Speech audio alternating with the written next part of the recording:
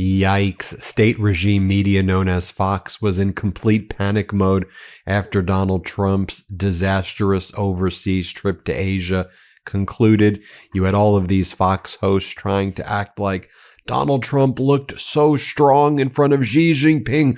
Did you see that handshake? Donald Trump looked absolutely pathetic during that meeting. And even more pathetic than the way Donald Trump looked is the fact that Xi Jinping just completely outmaneuvered him. Donald Trump got no deal at all other than capitulation on behalf of the United States. But just watch how state regime media known as Fox was trying to frame this. They're like, do you see the way Donald Trump was shaking his hand? Trump's in control of that room. What are you talking about? Here, play this clip. This is an America First agenda. This is what we voted for, strong foreign policy. And you even see the way he's shaking his hand. President Trump has control of that room, and I have a lot of confidence in this meeting. Then they try to push that same thing with like Jesse Waters, one of their top propagandists. And Jesse Waters uses that same line. Do you see it? Trump had the upper hand. Look at his body language compared to Xi Jinping. Dude, Xi Jinping looked like he was standing next to like the stinkiest person. Like Xi Jinping looked like, why am I even next to you? That's what the dynamic was. Here, play this clip. Trump had the upper hand from the start. He made sure to win the body language battle at the first handshake. And we're going to have a very successful meeting, I have no doubt. But he's a very tough negotiator. That's not good. Trump never took his eyes off this chat-com.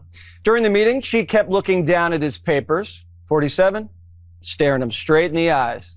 She knows who deserves a prize. And then it got worse from there. I mean, Fox looked like it was in a full-fledged collapse mode as well. You had Laura Ingraham, one of their chief propagandists, speaking with Trump's Treasury Secretary, Scott Bessent. And Ingraham's like, why are all of these birds behind you chirping so loud at you? What's going on there? Have you done something to scare them? And like Bessent has to be so obsequious and he's such a loser. He's like, I think the birds are just upset because Donald Trump's gone and all of the energy, I guess, has left. Like, what? Here, play this clip. Certainly looks like it. Anything you want to tell us, finally, very importantly, about the birds behind you? Because they seem to be quite exercised about the whole summit, the whole meeting. Well, have you done something to scare them, Mr. Secretary? I don't know what's going on there. No, Laura, once Air Force One left, the magnitude of the conference kind of lost a little altitude when President Trump left. So, I'll be sitting in the seat for the U.S. delegation. No one does it like President Trump. He's clearly the leader of the world, and this is a historic time for him, for the world. And this is what American leadership looks like. He came he came to Asia and signed these trade deals, the peace deals, and led through strength. And it's America's back on the world stage, and President Trump's leading it. And the birds are enjoying every minute of it, apparently. And so that's basically what Fox became all of last night. I mean, it is more embarrassing than North Korea's state regime media or Putin's state regime media. Like, you could see Kim Jong-un and Putin being like, Donald, we need some tips. How is your regime media even more embarrassing than ours? I mean, look at this. You had Jesse Waters, and then you had Trump's Commerce Secretary, Howard Lutnick, who kind of talks like that. And Waters was like, what was the atmosphere in that room with Xi Jinping there and Donald Trump? And then Lutnick's like, the atmosphere in the room, you could feel the power of Donald Trump. I felt his power in my body. You felt his power. You felt his power in your body. What are you crazy human beings saying? And again, this would be, I guess, funny if these people weren't so freaking dangerous. Here, play this clip. I mean, we see video of you sitting across from your Chinese counterparts. I know there's a lot of respect at the table, but are you kind of like kicking these guys a little bit? Maybe like just a little bit. I mean, what's the atmosphere in that room? Well, look. The atmosphere in the room is that you feel the power of your man. You know, the president's power, the guy on your side of the table, he's washing all over you. So when he is strong and making the points, you know, you feel good and we're up. So our president is really the strongest, most confident, able to deliver for the American people. And that's why it's so much fun to be on our side of the table. Now, President Xi holds his own, and there's a guy who just doesn't smile much. He is a strong character, and that's the president likes to say, you know, this is a strong character. But I tell you what, the president of the United States holds his own, more than holds his own. He holds the room. He is the most important leader in the world. And we felt it everywhere we went, in Japan, in Korea, and then with President Xi. It is fantastic to have Donald Trump be our president, the way he brings respect and he brings the power of our economy everywhere in the world so we can deliver jobs to the American people. More from Jesse Waters. He's like, this trip showed that America is maintaining its supremacy over China. We are taming China. I'm going to play this clip and then I'm going to fact check Jesse Waters for you. Here, play this clip. It's why the president's going to China next year and inviting Xi to Mar-a-Lago.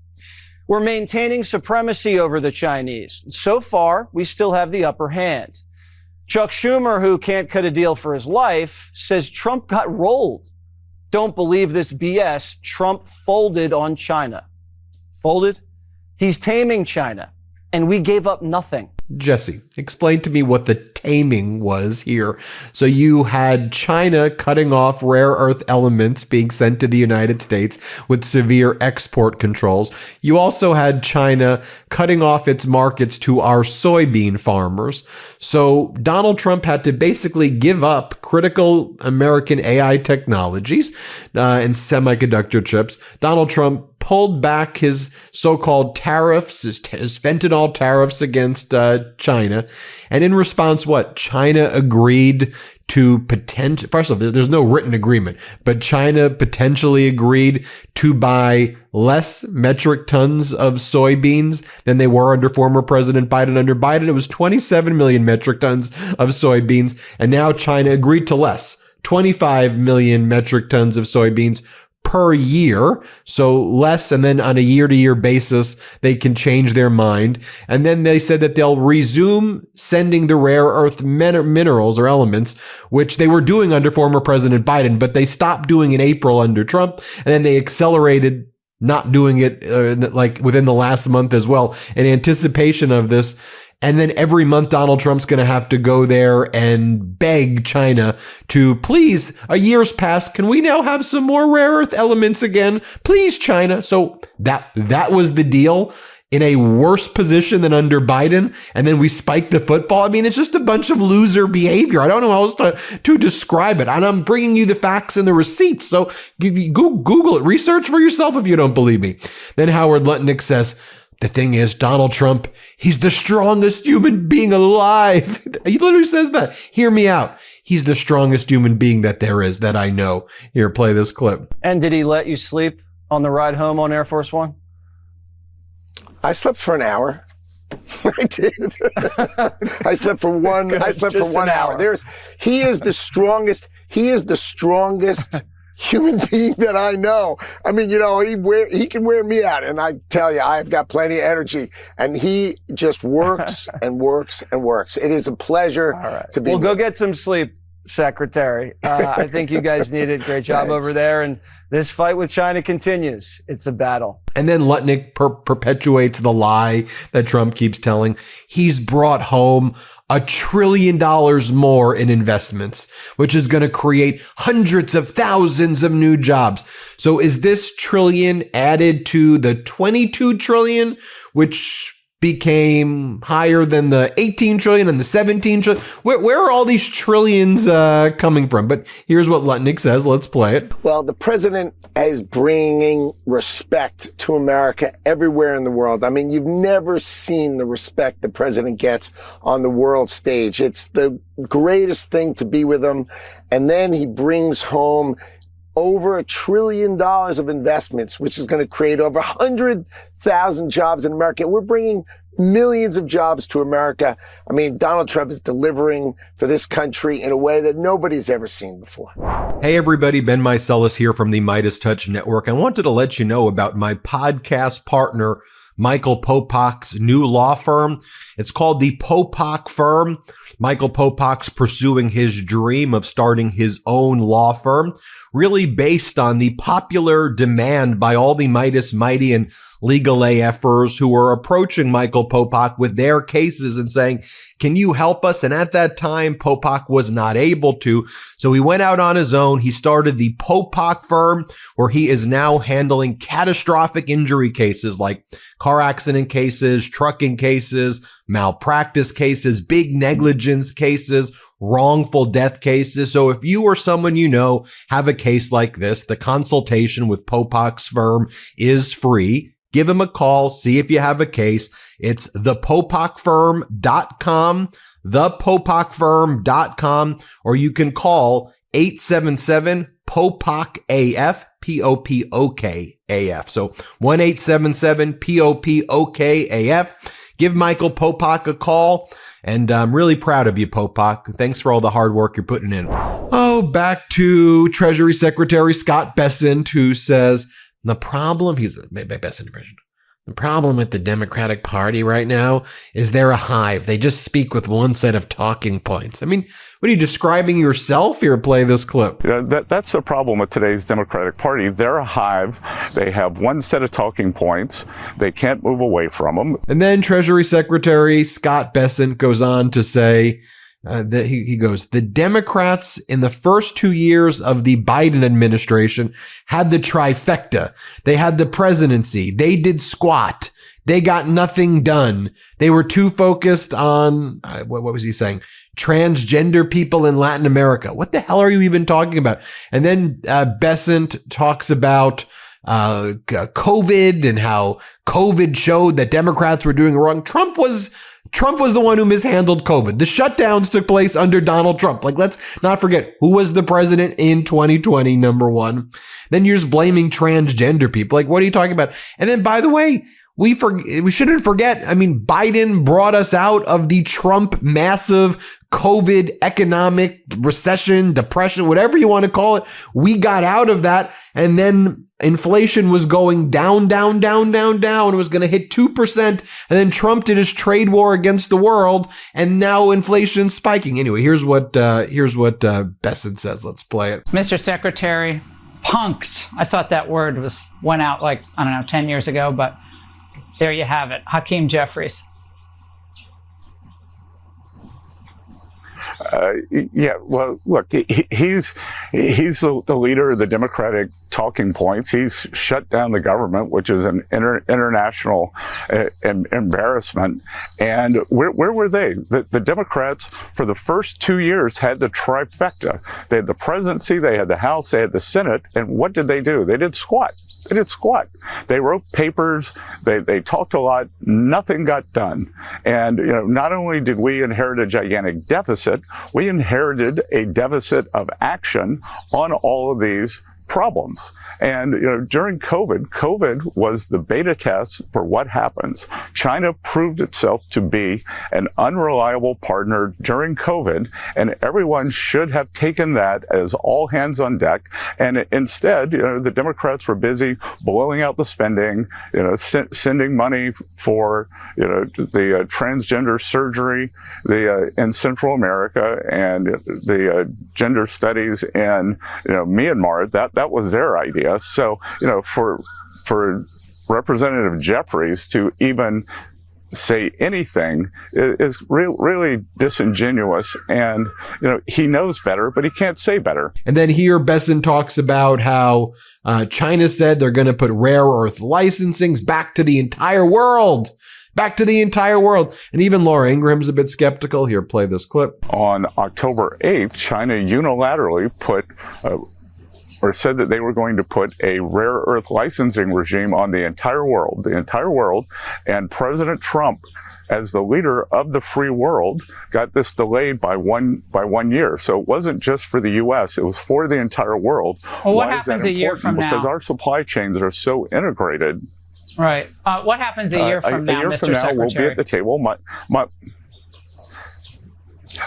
My guess is a year from now we'll be back at the table, and we'll get another delay, another roll. More whining from Treasury Secretary Bessent here. Let's play it. Mr. Secretary, Jerome Powell yesterday kind of threw some cold water, it seems. He came across to a lot of people, including yours truly, throw cold water on the Asian trip by saying basically that the rate cut in December wasn't a foregone conclusion.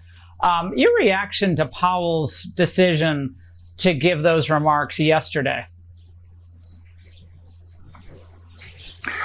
Look, I think it's endemic of a Fed that has been completely wrong, whether it's on tariffs or the economy. They started cutting rates. I think that we should be in a cycle here, and I'm not sure what the problem is with the voters.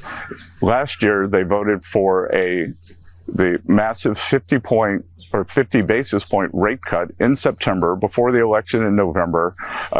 Clearly very political. Then two rate cuts after that, and the labor market was in better shape then. The inflation levels were the same. So I'm afraid that the board may be playing politics here. And then Bessent says he negotiated a terrific deal. And if you disagree with me, you have Trump derangement syndrome. Here, let me just show you this clip. And then yesterday was a historic day. He sat down face to face with President Xi. We are the two largest economies in the world, and he negotiated a fantastic deal for the U.S. And anyone who says that it was anything different, has Trump derangement syndrome, because President Trump, the respect that President Xi had for President Trump was evident in the room. The two of them have a very solid relationship, and as President Trump said, it was a 12 out of 10. Then you have Kristi Noem says that she will be protecting the children in Chicago on Halloween by gassing them and sending chemical weapons their way and putting ice on them, sticking ice on them. Here, play this clip. Quick final question following up on Chicago, because I know that there are a lot of Chicagoans talking about this right now, because there is a lot of ICE activity, obviously, in that city. And you are making the case, obviously, rightly so. But the governor has asked you specifically to pause immigration enforcement operations in that city. So he says that kids can safely celebrate Halloween. Do you have any plans to alter activity tomorrow on that day? No, we're going to be out on the streets in full force and increase our activities to make sure kids are safe. Every day in Chicago, we're arresting murderers, child pedophiles, those who have perpetuated assault and pornography against children. We're going to be out there to make sure that they can be safe, enjoy the holidays, spend some time with their families and their neighbors and their communities, and they don't have to be the victim of a crime because of these illegal aliens that are in our country victimizing them. More from Treasury Secretary Scott Bessent, who says, promises made, promises kept. He goes, Wall Street is doing fantastic. And he goes, and don't worry, workers. Next year, we got you. This was the year for Wall Street. We'll trickle some down on you next week. We'll give you a little trickle down. Here, play this clip. Because what's really happened here is the low-end consumer has gotten killed, and President Trump is promises made, promises kept on his campaign promises, and it's going to start flowing through to working Americans next year. We're going to have, Wall Street's done great, and Main Street can do great also. So I think we're going to have parallel prosperity next year.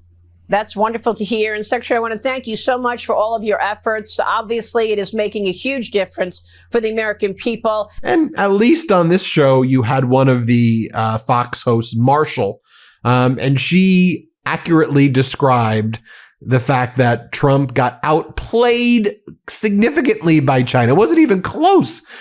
China destroyed the United States China wiped the United States out. It was not even a close call what went down.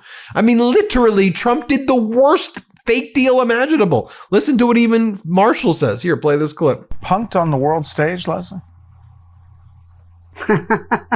Well, a lot of people look at it that way, Brett. And when I agree with my two conservative counterparts on this panel, you know, the deal that there was no real deal, no real trade deal that he walked away with was not that successful. So let's break it down. Soybeans good for farmers, but the problem is we're maybe going to levels that they were at before. It doesn't address the price of fertilizers and other supplies that the farmers, are reckoned with. We had the president say tariffs, add, remove.